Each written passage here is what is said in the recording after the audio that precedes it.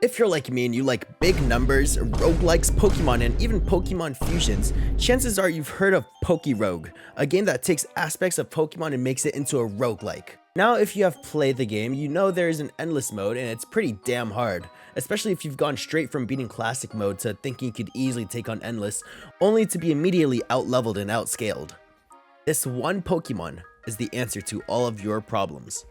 Cloyster. Now, for the past around 1,000 rounds, I haven't been struggling at all, actually. The reason is, this is a fusion of Zamazenta and Cloyster, and I only did Zamazenta because it was the only legendary that I pulled, but honestly, you could make this work with any high-speed Pokemon. Cloyster on its own is really good, but his only downside is the fact that you have to use Shell Smash in order for him to outspeed other Pokemon. He has a really bad speed stat of 70. What this means is I cannot abuse what makes him so good in PokéRogue, because many things are outspeeding him already. However, fusing with any fast character, or Zamazenta in this case, allows me to abuse King's Rock, Grip Claw. Now, these two items are insanely good, especially when paired with multi-lens, which turn your 5 attacks with one multi-lens into 10. Now, when you have 3, the max amount of multi-lens you could have, you attack 20 times. How King's Rock works is each one of those 20 attacks counts as another calculation of this 10%. When you have 3 King's Rocks, each one of those 20 attacks has a 30% chance to flinch your opponent, meaning that you're essentially 100% of the time going to flinch your opponent as long as you move first. On top of that, there's Grip Claw, which lets you steal the items, and once you have 5, it's a 50% chance to steal an item every single one of those 20 attacks.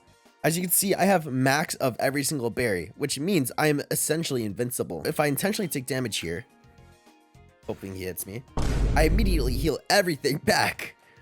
On top of this, nothing is immune to ice, meaning you could use Icicle Spear on any single Pokemon even if they resist it. Especially with your absurd amount of attack stat, you are going to one-shot essentially everything. The past 1,000 rounds kind of look something like this. I have my Zamazenta out and I use Icicle Spear, and they kind of just die. There is one downside to this build, and it's not a game ender, but it's really annoying. Throughout Endless Mode, these Pokemon get tokens that boost their stats or help them out in different ways. The only problem is the Endure token. While it isn't game ending, if they do endure the hit, you have to deal with this.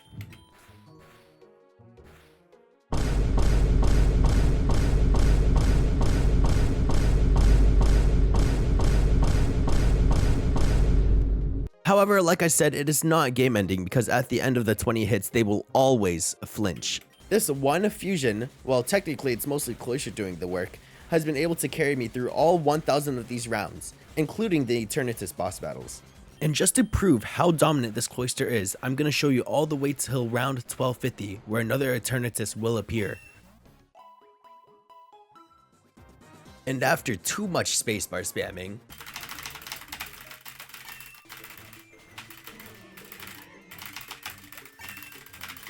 a ton of rare candies,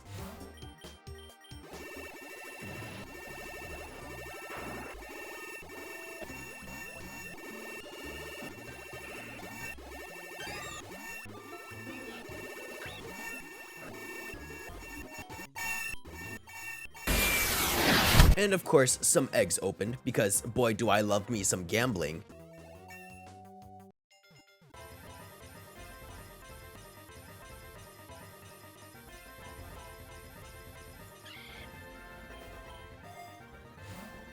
We finally reached stage 1250. This is what my stats look like now. 103,000. All right, let's see how we do. 1 hit, 2 hits, 3 hits, 4 hits, 5 hits, 6 hits. This is the boss people are struggling on. The boss that my Zamazenta just a one-shot, quote unquote one-shot. If you liked the video, go ahead and subscribe. Maybe you'll catch my video in 2 years when I'm motivated to post again. Please subscribe, this is so sad.